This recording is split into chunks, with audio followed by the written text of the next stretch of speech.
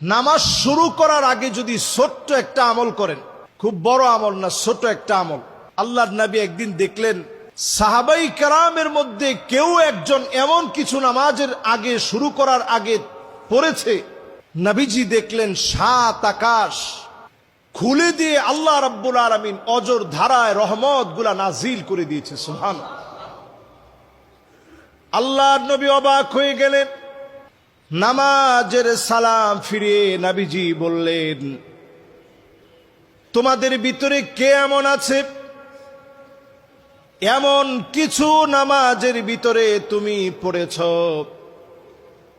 আল্লাহ পাক তোমার জন্য 7 আকাশের দুয়ার খুলে অজর ধারায় রহমত নাজিল করে দিয়েছে। কেউ হাত তুলে না।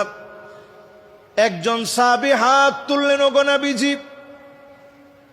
আমি অতিরিক্ত 3টা বাক্য বলেছি, আল্লাহু আকবার কাবীরা ওয়ালহামদুলিল্লাহি কাসীরা ওয়া সুবহানাল্লাহি বুকরাতাও ওয়া আসীলা।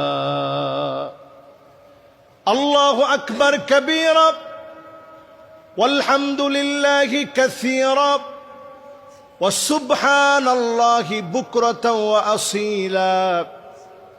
এই 3টা বাক্য বলেছি।